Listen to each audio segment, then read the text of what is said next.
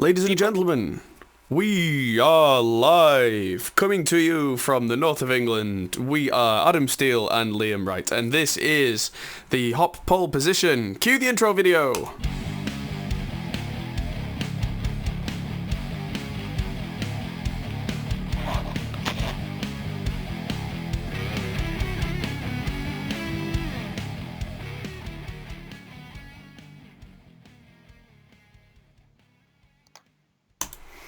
And cut back to us. How are you, sir? Definitely not trying to eat in between the break. No. Nah, it happens. I'm covered in barbecue sauce because I've just shoved a pizza in my food hole. Ah, nice.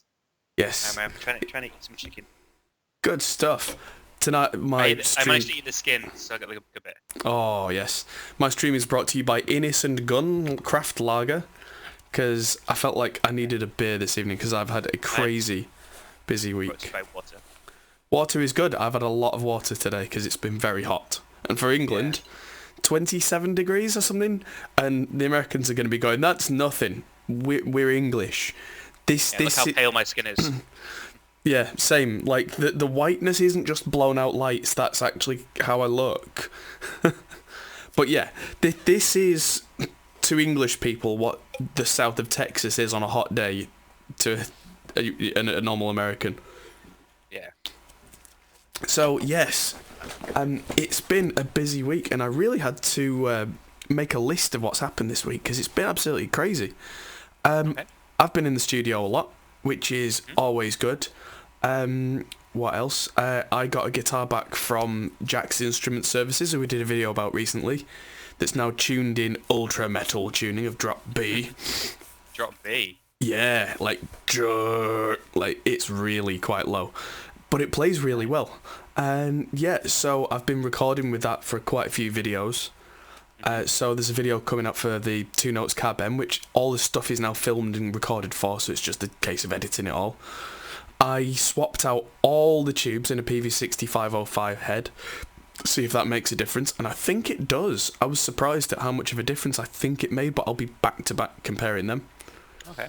There's a video that's coming out tomorrow about a cheap laptop that to use for music production, which was suggested to us on this very show a few weeks ago.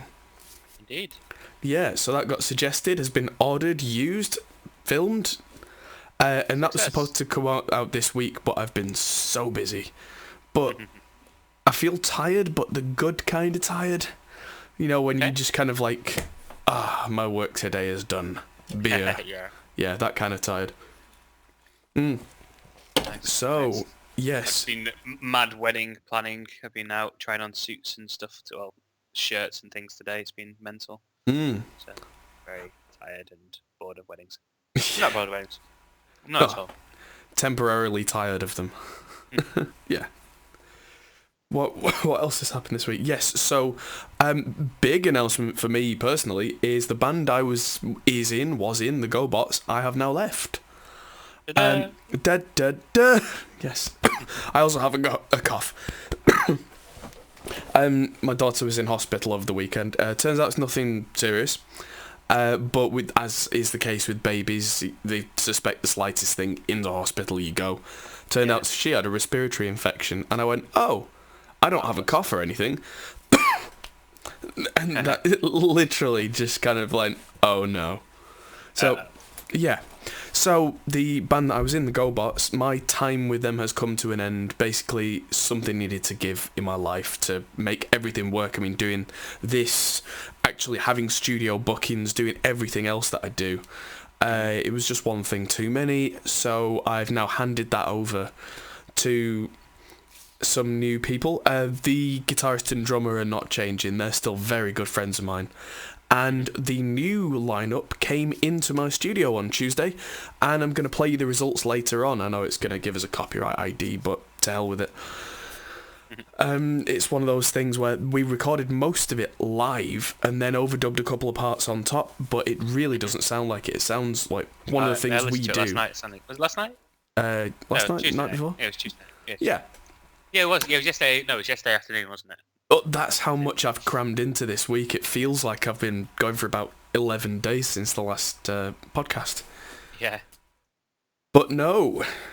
Yeah, fits so much in. So we'll play that later on, and that's like George Ezra and what are they called? Mumford and Sons, and a bit of Stereophonics and stuff like that, all crammed into one recording. So I'll play that in a bit, because yeah, it turns out, and this ego aside, it literally took 2 of them to replace me. They got a singer and a bass player separately. Oh really? So yeah. Solo. So that means that they go out for more money now, though. They will be doing, yeah. Yeah. So not as affordable either. No, well, they've still got to fulfill the rest of the year's obligations as the original GoBots lineup, and however much they were charging for that. But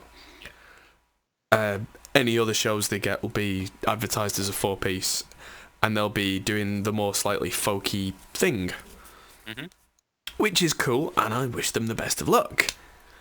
But it means that I've got a little bit more time now to crank out the videos, which is what we want.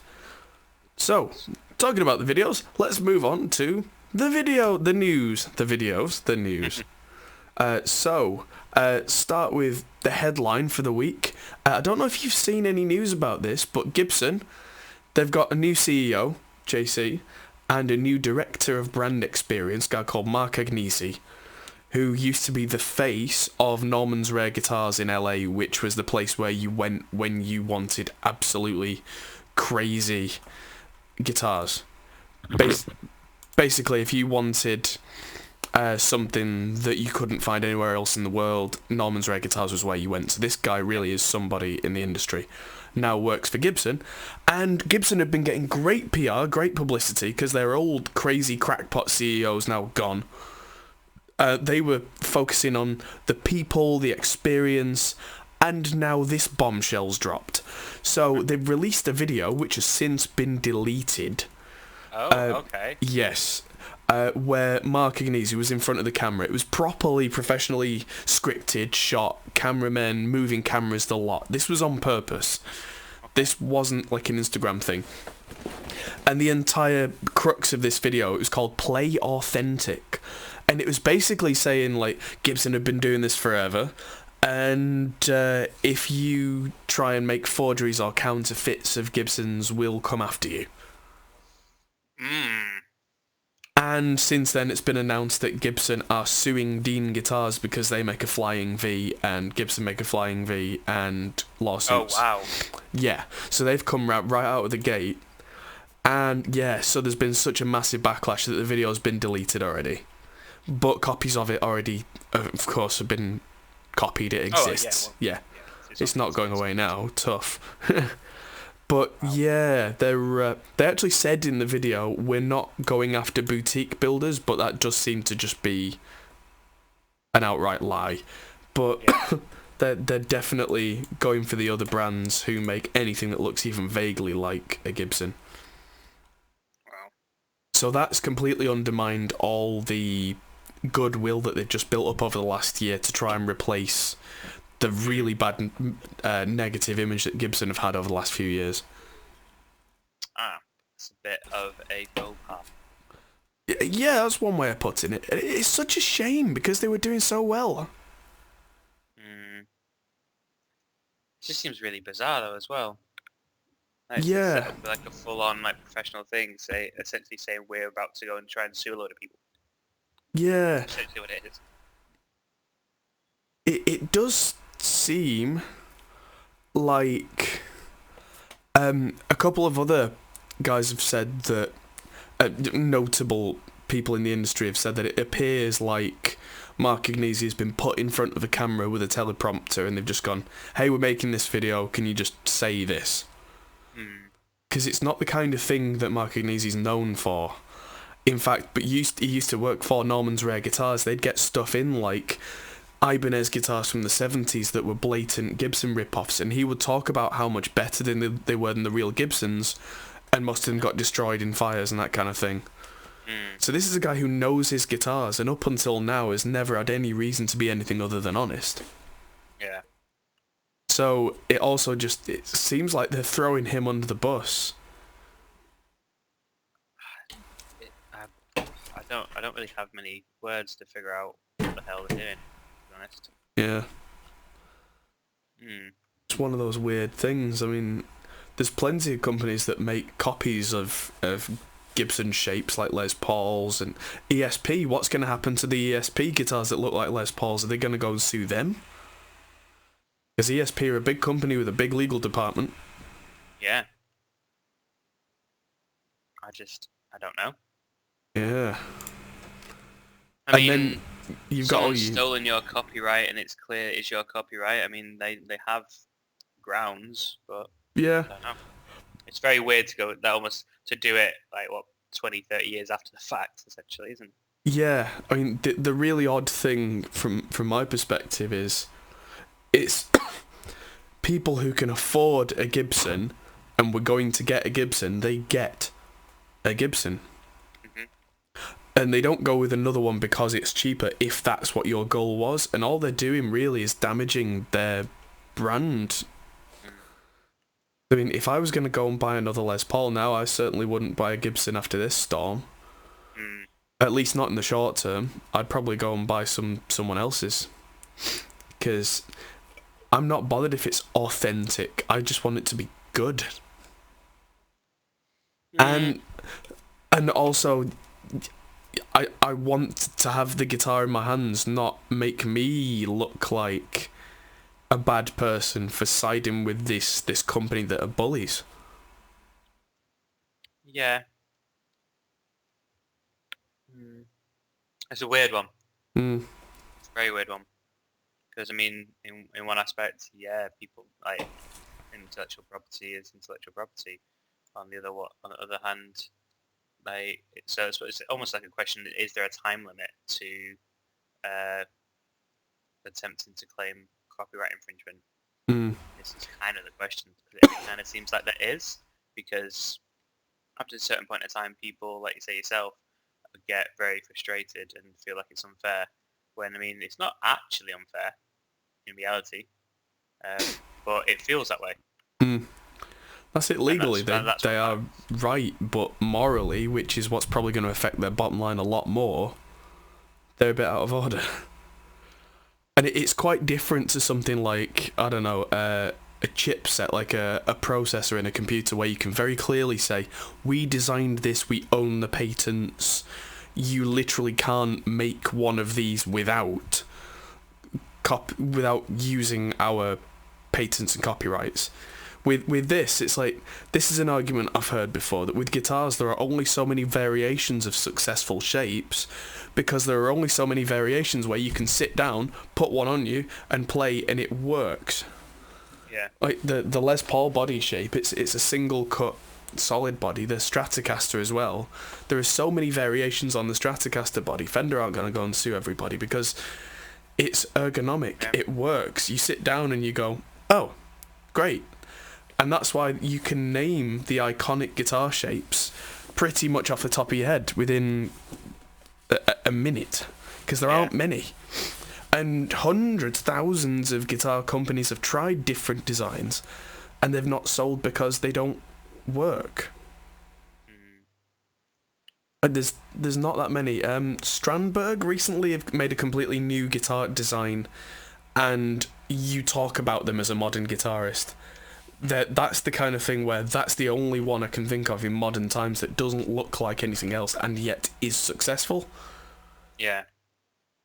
Anybody else, you're looking at a rounded guitar body with a big back and a small top, whether it's got two horns or whether it's got one horn and a round bit, which basically makes it a variation of a Stratocaster, a Telecaster, or a Les Paul. That's your lot. I mean, if you get really, really into the details of basically making a straight Gibson ripoff, sure, I can see why you would potentially... Oh, the very first thing you'd do as Gibson is send them a cease and desist letter and go, you're making something that's way too close to our stuff, change it, please.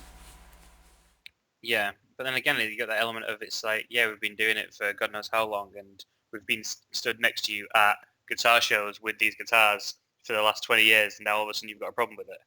Yeah. Like, Bommel's got a good point. Sorry to interrupt. Very good point. Piano makers, why don't they sue each other? I don't know whether, so there's no, as far as you're aware, there's no patents on guitar shapes. There are a few, but they're very vague, very loose. Stuff like the Gibson humbuckers, the pickups, they are very definitely patented. But I don't know if there are very many patents that hold water, especially at this point. Because the thing about patent law is if it's too vague, they won't allow it. Oh, yeah, definitely, yeah. It's like trying to patent the colour blue. And before Gibson came along, there were plenty of companies that had 6 strings across a wooden neck and a wooden guitar body. And if you look at most acoustic guitars, their shape, if you look at them from the front, is practically identical to a Les Paul. It's got a big round back, a big bulb at the top and a small one at the bottom, and we're talking hundreds of years of that. I mean, yes, it's evolved over the years. If you look at something like an 1850s gypsy guitar, and then if you look at something like from the 1910s, which was probably from either Martin, Taylor, or Gibson, funnily enough, because Gibson made acoustics way before they made electrics, they do probably own some kind of patents on something somewhere. But, I don't know, it's so difficult. It's very weird. Yeah. Yeah, it's one of those weird things. Yeah. Watch this space, I guess. Absolutely, we'll see how that goes and whether Gibson just rescind the lawsuit and say, you know what, have it. Or what, I don't know. But court cases like that do take years, so this news article will have long since faded into the mist by the time anything comes of it. But yeah, apparently there's not been much word from Mark Agnesi since the video was pulled. So hopefully he'll come out and make an apology or something. Yes. Alright, next big piece of news. I've been investigating, that's another thing I've done this week, the Raspberry Pi, because I did a part 1 video. Yes. The Raspberry Pi, I've been looking into how to get plugins working on it for Reaper because it's a massive pain in the backside. Because all the plugins that everybody makes are for the x86 platform. For anyone who's not aware, that's basically Intel processors and AMD processors. The Raspberry Pi runs on a completely different thing called ARM, which is not the same. And so trying to get plugins to run on that is just, well, I'm finding it very, very difficult. But there may be a translator that I can get, which basically on the fly translates x86 to ARM processor code. So wouldn't that give you like a crap ton of latency though? Latency, no, just it'll be very high CPU overhead. It'd have to be quite powerful, which is where I might be able to get 1 or 2 plugins running at once. I don't know. But for more power, how about the Raspberry Pi 4? Got announced this week. Okay. Yeah, the Raspberry Pi 4 is already out. One of the 3 variations is out because there are different variations. And it's really worth talking about because it's got some really powerful stuff now. So the main processor is now a 1.5 gigahertz quad core. So we're getting into some serious power now, so that's 50% faster. It's got a much upgraded graphics processor, which means that that's now offloaded off the... It's not going to cause the whole system to be laggy. It's got its own graphics. Well, it's always had on. Graphics. Not dedicated. It's system on chip, but it's always had a graphics co-processor in there. It's just not been very good. But it's really good now. Instead of one HDMI port, they've switched to micro HDMI, which I'm not particularly pleased about. But they've got 2 micro HDMI ports, so you can run 2 separate screens, and they'll both support 4K resolution. Wow. So, yes, you can have 2 4K independent 4K screens off one Raspberry Pi 4. Wow, very cool. Yeah, absolutely. And it's also got USB 2 and USB 3 now, and the Ethernet's been upgraded to gigabit. So it's a bit of a big boy toy now. Yeah. And you can choose a model that's got 1, 2, or 4 gigabytes of RAM. 4 gigabytes of RAM on a Raspberry Pi. Yeah, exactly. So running Reaper on that with 4 gigs of RAM, USB 3 for an external drive, gigabit Ethernet to connect up to the internet in real time, 2 4K displays. If I can start to get plugins working on this somehow, this is going to be an absolute monster, and there's still about 50 quid for the 4 gig one. Put it in a foot pedal. Yeah. Make a Reaper foot pedal. That would be ridiculous. Well, cool. Make a little screen for it as well. If I can and just make a little MIDI controller next to it, like attach it to another pedal that's just a MIDI pedal. So you've got like record, play, just some basic functions. You could have like and then control it with your phone for the main thing. Yeah. That'd be really cool. Well, it does have Bluetooth support, so I'd probably have to use an Android phone, but yeah, it's got Bluetooth inbuilt. So that would be ridiculous. But the options are all there now, so my word. This thing's more powerful than computers that I've got from only a couple of years ago. Yeah. Well, I'll see, like, I subscribe to the subreddit for Raspberry Pi, and the amount of stuff you see of people finding them in the wild, like controlling stuff you would never imagine, like heart monitors in hospitals and stuff. Really? Yeah. Wow. Well, I suppose that keeps the development cost down because they don't need custom hardware. A lot of people, basically, places where they've got a good IT department, like the people are just like, oh, I can solve that for like 60 quid, rather than like running like screens and stuff in waiting rooms and things like that. Like loads of them. I mean, I could have suggested, so one of our clients, they got smart TVs so that they could connect to the internet to be able to run sort of offers off the server, and I built the pages on the server, and they basically just running a website. Okay. But if they'd got older TVs with just an HDMI connection, they didn't have to be smart TVs. They could have just shoved a Raspberry Pi in the back of it and ran it all locally. Very clever stuff. Very clever indeed. You could probably run it off, because it's 5 volts as well. It does use like 3 amps, but if you got a powerful enough battery bank, you could probably run that without AC of any kind as well. Get one for my dad to put in his camper van. Yeah. Put a hard drive on it with all the films he wants to watch or whatever. I don't know. Yeah. That's ridiculous. We've got more hard drives coming to the studio, by the way, which I ordered today. Something that you should be aware as an audio producer or a video producer, you chew through hard drives.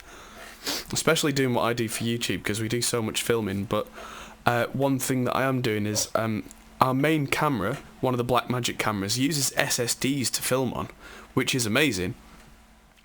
And I've decided now's the right time to get a new SSD so that I'm not using Liam's SSDs and burning them out anymore. You can get a terabyte SSD now, 80 quid. 80 quid? 79.99 by A-Data from Scan, yeah. What, fast enough to go in the Blackmagic? Easily, yeah. Does 450 megabytes a second. Very cool. So I could get 4.5 hours of 4K footage on at 800 megabit a second. Yeah, these ones. That's what we're currently using. And they've been decent drives, but they're 256 gig, and when we got them, I think it was like £256 or whatever it was. It was about £1 a gigabyte. Yeah. And now it's less than a tenth of that, and I saw it, and I was going to get a 512 gig one, and I saw the price, and I just went, you know what, click. I can do... Sorry, I've dropped the card, sir. Wow. I could do ridiculously long form video projects, and at 1080, at 220 megabit, which is really high bitrate, get 16 hours on one drive. That's ridiculous. Yeah. What I'm probably going to end up doing is filming stuff, and because it's then a separate drive that's a studio drive, and I've got a separate reader coming as well, because they're only about £8 for one of those USB 3 to SATA cables. I'll copy all the footage onto a hard drive so I know I've got it, and then I'll probably just edit the video straight off the SSD.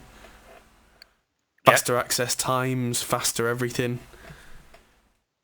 Because storage was expensive up until quite recently, so my main editing hard drives are those hybrid drives, which are actually spinning hard drives, but with like a 32 gigabyte SSD thing on them that the operating system doesn't see.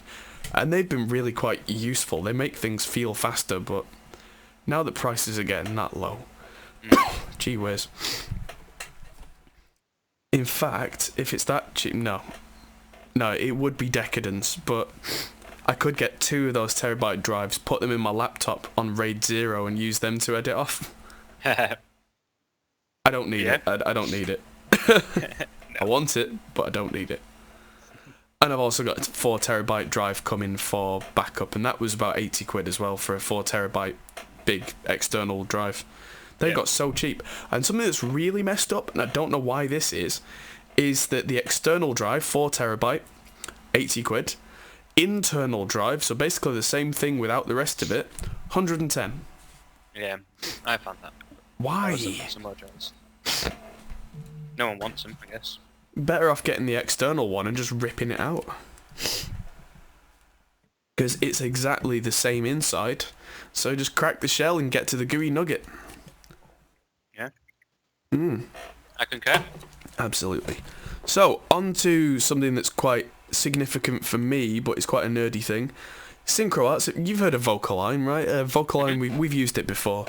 Where Vocaline is a thing where either, if you've been doing film work and you're doing dubbing, ADR, and so the voiceover that you're doing is almost perfectly in sync, but it's not quite there, you basically load them both in, press a button, and then they're perfectly lined up. So this is why you get loads of voiceover for film where you can't tell unless you work in the industry whether it was from the set or whether it was recorded later. Because it doesn't look like it's slightly out of sync anymore because of stuff like this. It is literally millisecond perfect. And what we've used it for in the past is for like backing vocals and that kind of thing and locking them perfectly in timing, which for some genres like K-pop and that kind of thing is really the done thing. You want everything to be absolutely terrifyingly accurate. And so Vocaline's been great, but it's a real pain transferring audio into it and getting it out. It's been really buggy like that for me over the years, so I've kind of stopped using it. But now the new article comes out. ARA2 support has just been added. And ARA, especially ARA2, is incredible. This is something that was enabled in Reaper a couple of months back and has changed my way of working. ARA is a thing where Melodyne's probably the best example. You used to have to load in Melodyne after you'd done all your performance, then spend ages transferring the audio from whatever DAW you have, Reaper, Pro Tools, whatever, into Melodyne. With ARA, you literally just drop Melodyne, or Vocaline now, on, and it just goes, loading, done. And all the audio from that track is in there, and if you edit any of the audio in your DAW, in your workstation, that updates and gets reflected in whatever plugins use ARA. So you're not tied into a particular take, or you're not tied into a particular timing, which is kind of ironic in this case. You're generally just not locked in where you used to have to be with things like Vocaline and Melodyne. And there's no transfer time, so it can save you hours. There's been several times before where I've done a full vocal take, like done 10 takes with an artist. We've picked the takes, comped it, been happy, we think. Then I've gone into Melodyne, done it all, and there's one particular part maybe that just isn't right. So then you've got to go back, listen to the alternate takes, transfer it in, tune it again. With ARA, all you do is you click an alternate take, and it's just done. And it'll be the same with Vocaline, where you can just still edit and still pick bits. And then you press a button, and that's great. So ARA is now in Cubase Pro 10 and Nuendo, Studio One, Logic Pro X, Cakewalk, and Reaper. Very, very cool. Yes, and I'm so happy that it's in Reaper. They've been working on it for a while now, and plugins like this, where it is really quite complex work, it makes your life so much easier because everything's quick.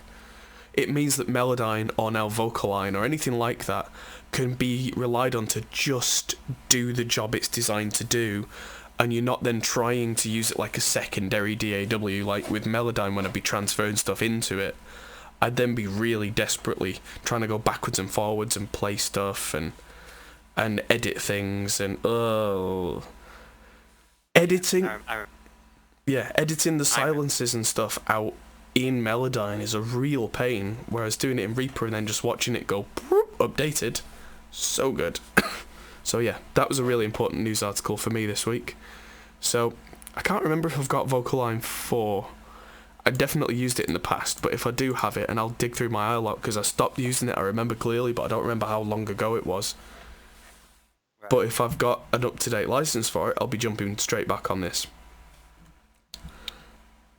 And one more thing, Fabfilter, who makes some of the best EQs and limiters and compressors and that kind of thing in the industry, they have released most of their most popular plugins, all its Pro plugins, for iPad in the Audio Unit 3 format. Yeah, so these are like, I think they're $40 each, which is professional plugin pricing.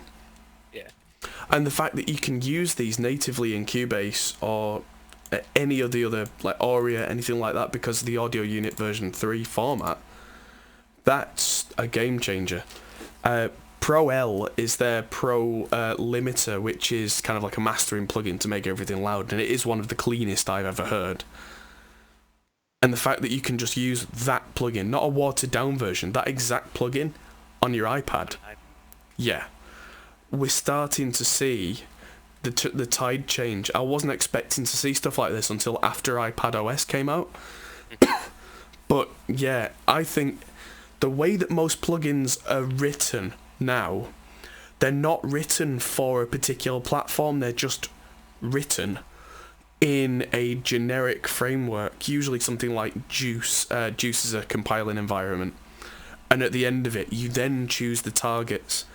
So you'll choose Mac, you'll choose Windows, you'll choose 32-bit, 64-bit, you'll hit render and you'll come back when you've had a coffee. Yep. And then you can test exactly the same plugin on all those platforms, so all it really takes is to then have ARM, because the Raspberry Pi runs on ARM, iPads also run on ARM, phones run on ARM, Android, iOS, they all run on ARM. So I'll probably send Fabfilter an email after this and say, hey, have you ever thought about doing, seeing as though you've now compiled your plugins for ARM, is there any plans for doing it as like a VST for ARM? Because in theory, all it takes is for them to go output, Linux, ARM, click build. Yeah. It would take a bit more than that in terms of like beta testing, bug testing, that kind of thing. Yeah. But most of the work, as far as I'm led to believe, especially from the audio side, is just designing the plugin, not for a particular device, but just devising a way of making this thing do what it's needed to do. So I'll be definitely seeing what Fabfilter say about this. Very cool. I like the idea of plugins and software being sort of multi-use and moving it around makes things easier. So is it just one license you need to buy as well then? Unfortunately not. It's per plugin. So they're no, not... sorry, but I meant if you wanted to use it in different environments. No, Apple, anything on... It is for Windows and OS X, that's all one license. But these being through the Apple Store, the Apple Store's a closed environment. Mm-hmm. It kind of is what it is. Which isn't ideal, but yeah, that's Apple for you. you can get the whole bundle at a low price of $129.99, or the same in pounds, which is more than I've ever spent on a single anything on an iPad. Yeah. But and then you still have to get them separately if you want them on your computer. Yes. Fabfilter stuff has never been cheap, but I've heard a lot of big names swear by Fabfilter stuff, so it's something that a lot of Grammy-winning engineers use. Thought we were White Sea Studios for a second. No, we don't kind of talk with a Scandinavian accent. I can't even do his accent very well. The dude from White Sea Studios, he's doing very well as a YouTube channel recently, but he's got a very thick Scandinavian accent. I'll have to watch some of his stuff because he seems pretty cool. I might even reach out and see if he wants to do a collab, bro. Get him on the podcast, man. Absolument. Yeah, not the worst idea I've heard. Well, but interesting the way that it's moving already, though, before they say iPad OS has come in. It'd be interesting to see how the iPads kind of go from there. Yeah, so there are some plugins that are Waves plugins that are already in Cubase as well. I did a video about that a while back, and Waves used to be the big daddy. So you can get Fabfilter stuff, you can get Wave stuff. We're starting to hear about, you know, the big boys making iPad stuff. If you're a fan of Bias, which is the guitar amp simulator, that's an iPad thing as well. I mean, all we really need is someone like Tuneage, who makes Superior Drummer and Easy Drummer, to make a version of that for iPad. And I'm pretty much... I would have enough tools then to make a serious crack at doing most of what I do on an iPad. Yeah. That'd be very interesting. Getting there. Yeah, I don't use many Waves plugins these days. One of the guys in the chat saying, yeah, I only use like 2 Waves plugins. I used to use a lot more Waves plugins. They've just been replaced. I did. They've been replaced. Slate stuff replaced, didn't it? They did. They've all been replaced by the Slate plugins because for me they're great. they sound right. And they're really easy on the CPU, and the whole mix rack thing it just works better for me than the Wave stuff. For whatever reason. It's my jam. But that doesn't mean to say the Wave stuff is bad. It just means that I've become kind of a disciple of the Slate. Disciple of Slate. Yes. Sounds like a faction in MMO. Yes. The disciple of the Slate with their all access pass is the ultimate weapon. Right, so let's have a listen to some Tuneage, shall we? So I've sent you the link, Liam, in our Skype chat if you want to have a listen. Yep. Oh no, you've already listened to it, but well, you listened to 20 seconds of it. So if anybody's got any questions for us for this week, now is a good time to get those in, because we always do try and answer questions as best we can. So for the next 5 minutes, we're going to listen to this medley. Before we do, this was mostly tracked live, just to give you a bit of background info. The singer was separately in the vocal booth, but could see everybody. The guitarist was using a Line 6 Helix, and the bass player was using my 2 notes La bass, so that the drums were completely clean with no other noise going on. And then we overdubbed an extra electric guitar and then the acoustics, and a couple of vocal harmonies. Yes, so... the mix is a little bit bass heavy, I've come to realise over the last couple of days, so tomorrow I'm in the studio, I'm going to make a small mix tweak, so if anyone has the same comment, I am aware. But we're talking a dB or 2, we're not talking like, whoa, too much bass. And I'm probably going to push the mids a little bit as well, because having done the car test, that's my conclusion, but we weren't a mile off, and I'm very happy, so... What do I do to get rid of cymbal bleed? The new gates from Slate, they're amazing. The drum gate is ridiculous. So yeah, have a listen to this. This is pretty much as played live with a couple of overdubs.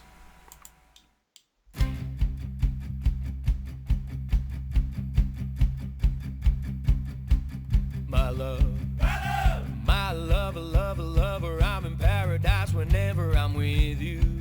My mind, my mind. Well, it's a paradise whenever I'm with you. Right on. I will ride on down the road. I will find you. I will hold you. I'll be there. It's long. It's a mighty long road, but I'll find you. I will hold you and I'll be there. I know you've heard it from those other boys, but this time it's real. It's something that I feel it. I know you've heard it from those other boys, but this time it's real. It's something that I feel it. If it feels like paradise running through your bloody veins, you know it's love heading your way. If it feels like paradise running through your bloody veins, you know it's love heading your way.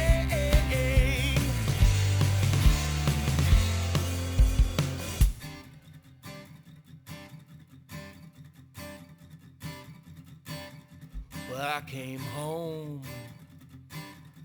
like a stone, and I fell heavy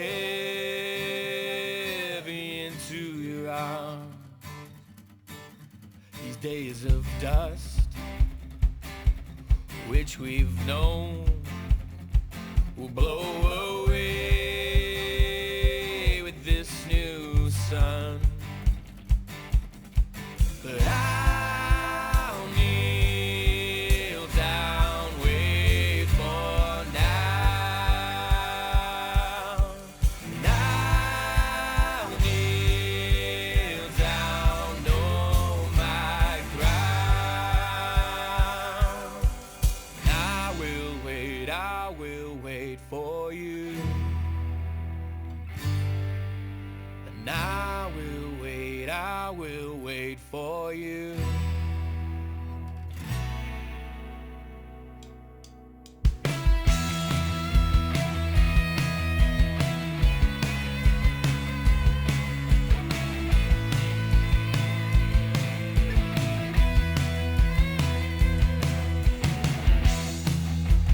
Wake up call, coffee and juice, remembering you. What happened to you? I wonder if we'll meet again and talk about life since then. Talk about why did it end. You made me feel like the one.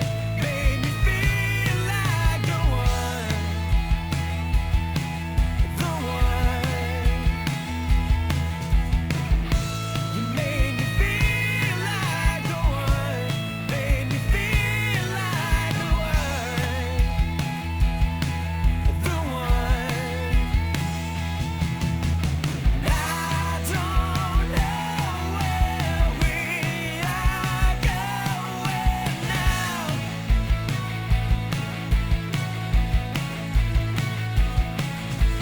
I don't know where we are going now.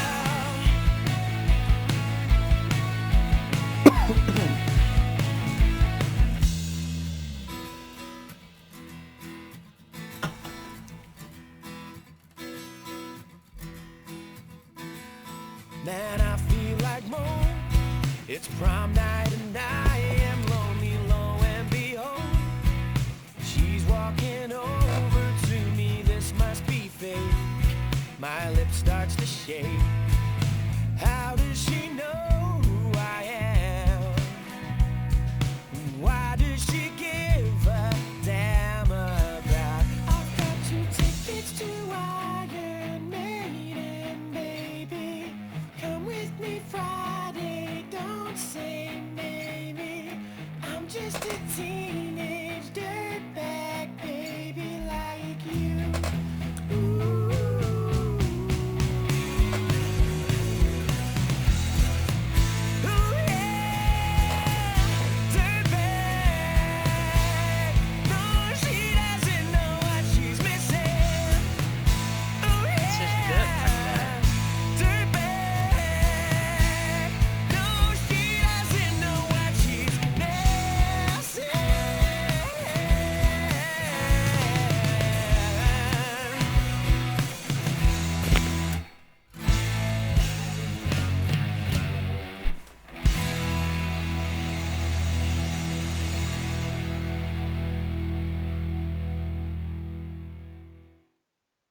Yeah, so how's about that? I always thought the line was, at the end, was Dear Dad. I don't know why. Not Dirtbag. Even though the song's called Teenage Dirtbag. Which I thought was strange, in all honesty, given that there was no reference to any dirtbags in the song. Oh, wow. That's hilarious. Yeah, so, I So- mean, especially the fact that it was all sort of live tracks and stuff, it sounds absolutely spot on. It sounds good. Yeah. It doesn't sound too bassy on my headphones, but then again, my headphones aren't very bassy, so... I'm talking a tiny bit. Just on reflection, listening in the car, the bass and the kick drum were just a little bit much. So it's not the kind of thing that most people would notice, I don't think. But when put up against other people's songs, which is probably what's going to happen when... Because it's for a wedding band, so couples are going to be playing different bands back to back. It might just be a little bit off-putting, so it'll just be the smallest balance. Which is something that I obsess over, but most people probably wouldn't care. But it's one of those things that was about 3.5 hours from literally turning up to the studio to finishing tracking, and about 2 hours mixing, done. All of it. And the band didn't even know half of those songs when they came in, because the singer and the bass player, it was literally the first time they'd met the drummer and the guitarist. So that's how quickly we work in this studio, ladies and gentlemen, is they learn the song, we hit go. And, yeah. So, yeah. Absolutely. And like, I did use a little bit of Melodyne on the vocal, but because of that ARA thing that I was talking about earlier, I literally just loaded it in, found the note that wasn't right, corrected it, took me 30 seconds, and I was off. And didn't have to think about it again, and I didn't have to stop for 10 minutes. Good stuff. Question in the chat, do we receive money from different plugin companies? We didn't look at the Air Windows stuff. I just looked at the webpage. It's something I'll check out another time, but I literally don't know them. We don't take any money from plugin companies, no. We're not weighted by any chance. I mean, as far as plugin companies go, we're still a relatively small YouTube channel. I'll probably be reaching out to them. They want to give us money. We will gladly take their money. Absolutely. As long as their money is for fair and honest reviews, however. Yes. The only yes, thing we've done is like affiliate links and things. Like, that's the only thing to do with plugins we've done, really. yeah. That's it. And yeah, so we said we did it up with Melodyne in 5 minutes, less than 5 minutes. Thing about ARA in DAWs is you literally load in the plugin and it's already transferred. It's done. So then you just find the notes that you want to correct, you correct them, you move on.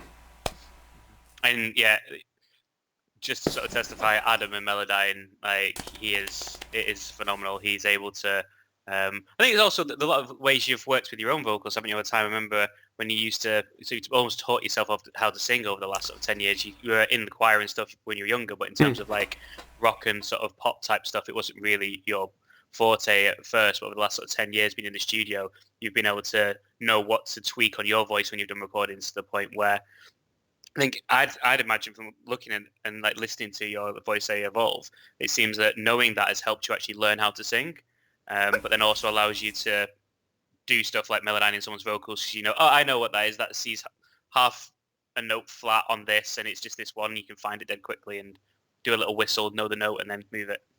Yeah, I suppose there is something in that, because I've been engineering as long as I've been doing any sort of solo vocal, and things like singing with loads of compression on, which is what you use in a mixed context.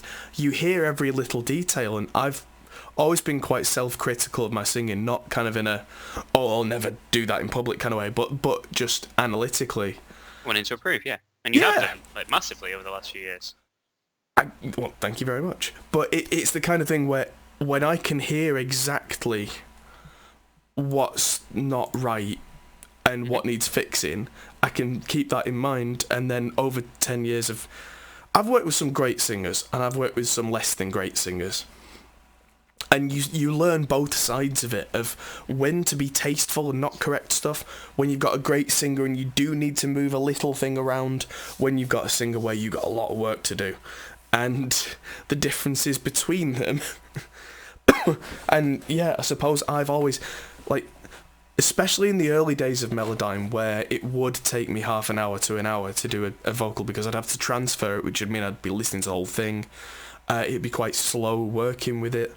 I would hear everything to the nth detail, like absolutely under a microscope, and you hear things that nobody else will ever hear. Mm-hmm. What's our opinion of Gullfoss EQ, Sonble Smart EQ, and Smart EQ2? Don't know them. Sorry. I might check them out, but I've got more than enough EQs. I don't really need any more. The Slate bundle's got about 10.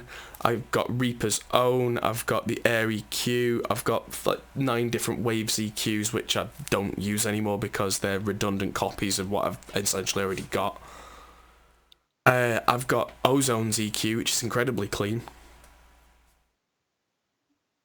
But yeah, if it works for you, it works for you. I could say that about any tool, really, and that's not just a generic platitude. It's literally anything can be done with anything.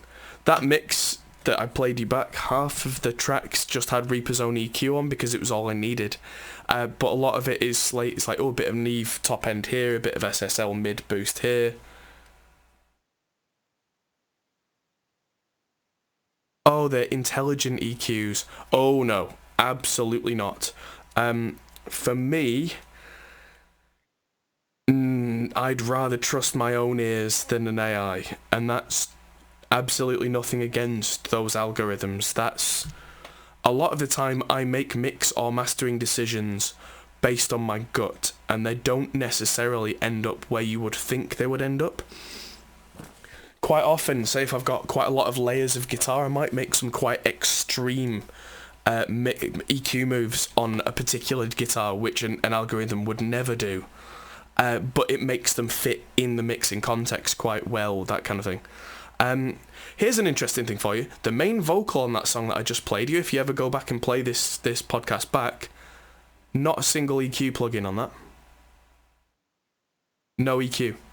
That's how good the Slate ML1 microphone is with that setup, with the new Blackbird U47, a couple of distressor compressors. I think I used Revival for a little bit, the shimmer and thicknessy thing, and that's it. So that's something, you don't always need EQ, and when you do need EQ, you usually want to be choosing yourself what you use and why, because if you need an EQ, you should know why you need an EQ. So how does a smart, intelligent EQ work then? You tell it that, yeah. Well, I can understand how it can manipulate an audio file and look for certain things, but what are you actually telling it to do? On a master, I would imagine you're telling it the EQ curve that a regular kind of rock mix would have, make it sound like this, go, and it'll analyse it and pull things down and push things up. Right, I can understand it mastering. I get that. Yeah. But as you say, in a mix, I can't understand how that works. Well, there is one that I'm interested in, and I am going to do a video on it in a bit. I got asked a question earlier, do plugin makers send me plugins? And some of them do. And I always say that I've been sent something. I'll never actually actively recommend something I've been sent for free, because that comes across as, sales or whatever it is. But Neutron, the guys that make Ozone Isotope, have sent me a copy of Neutron, which I'm going to play with. And the way that works, it has an EQ section that's very much like this. But the way it works is Neutron is very cleverly made so that all the instances of the plugin can talk to each other. So you put one on your guitars, one on your drums, one on your bass, one on whatever, and you say, make it work. And it'll algorithmically, maybe it'll make space in the bass, it'll make space in the guitars. You can tell it which instruments are priorities, so that it doesn't change the EQ very much on them. And so that is really exciting. That it's based on an idea called frequency masking. And quite a lot of the time in a mix, you might have a vocal that's in the same EQ space as a guitar, that's in the same EQ space as the bass, that's in the same, as the snare drum, and maybe you've got a cymbal that's got a really kind of honky low end that's sat in that same, and that's all frequency masking. which is why, as an amateur, I used to kind of like really push the vocal loud when what I should have been doing was getting rid of other things. Yeah, I made exactly the same mistake on the first thing I ever did as well. Yeah, so a lot of the time now I will craft the separate sounds not to even have as much going on in those separate areas. So, like, my usual bass sounds got quite a lot of low end and quite a bit of high mid, but not a lot of low mid, which is where the guitars sit, and then the vocals have their own space right in the middle, and that kind of thing. So I'm doing less work like that. But Neutron will analyze each instrument that you give it and will be quite clinical about it. And it might just be a magic bullet, so I'm going to try it and compare it to a set of EQ moves of my own. And, yeah. So, some people use, like, sidechain EQ ducking. I don't like sidechaining if I can help it. Sidechaining is where you send one signal into, like, a compressor or whatever on another channel. So like the most common one is like house music and EDM, where the kick drum will make the bass go down. So if you listen to like an EDM mix or a house mix, you'll actually hear ba-wah, ba-wah, ba-wah, ba-wah, ba-wah. And what's actually happening is the bass is cutting out whenever the kick drum happens, so that you can have more kick, so you can have a really, really high energy doof on that kick, because there's nothing else in that region at that split second. That's quite clever, and that's one way of doing it. But in a rock mix, you don't tend to do that. You tend to just have everything to sit together, because that what thing can be quite off-putting, and it can make you feel quite seasick. Yeah, it's just a little bit less human and real, though, isn't it, as well? Let's say that you want more of the sort of mechanical human element to that band music than you do to electronic music. Yeah, it seems to fit the genres better. Yeah, well, but then Fear Factory's got that industrial thing, which industrial never did have that clever doof stuff. But actually, the most recent Incubus album, I really didn't like it at first. Whenever the kick drum hits on that album, everything seems to dip out for a split second. Take a guess who the producer was? An EDM producer? Yeah, and who do you know as an EDM producer? Skrillex? Yes, it was. It actually was. Skrillex produced the latest Incubus album. Given his background as well. Yeah, and as soon as I heard that, it was like, oh, it makes sense. And there's one particular song on that album that's very heavily electronic, and that one sounds great to me, but the ones that are more rock tracks that have been produced in like with that type of EDM production trick just doesn't work for me. But so I'll quickly explain again. So a sidechain compression, for someone who asked it in the chat, it's you'll have a compressor usually on the bass guitar or whatever bass instrument you have, set so that when that gets triggered, it ducks the level right down, and it's usually the kick drum that feeds that. So when the kick drum goes doof, the bass goes nope. And then you use the release time on the compressor to tune how fast it comes whoop back in. So if you have it too quick a release there, it'll go dwa dwa dwa. But if you tune the release just right, it goes bo wa bo wa bo wa bo wa, and you can tune that time-wise to the time of your song. And French house particularly, that is the done thing. That is literally how it works.